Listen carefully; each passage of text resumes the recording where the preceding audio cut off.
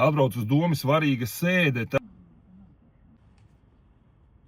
Tagad grib palielināt naudu, iedot 3 miljonus, grib digitālajai Rīgas aģentūrai. Mēs sakām nē. Mūsu frakcija iesniedz priekšlikumu šo naudu, kā reiz 3 miljonus, tik daudz nemaz nevajag kompensēt sprādzienā cietušajiem dzīvokļus, kur nevarēs dzīvot tagad Valskas ielā 15.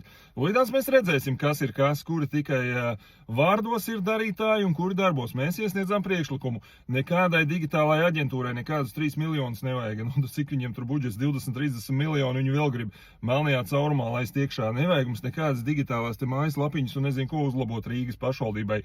Tā vietā reku reāli 70 ģimenēm ir jāpalīdz. Tur vajag šo te naudu iztērēt un viss. Goda jautājums tas ir Rīgai un visai Latvijai.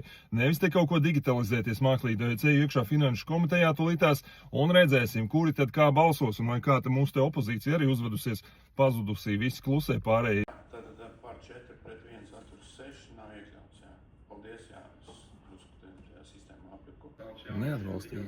Šitie visi, kas atturās vai pret, ir sliktie, kas negrib cilvēkiem kompensēt dzīvokļus. Atturējās visu koalīciju. Pārtikai 4 bija. Renavāra apvienība jaunatvieši. Mēs darbojamies tālāk.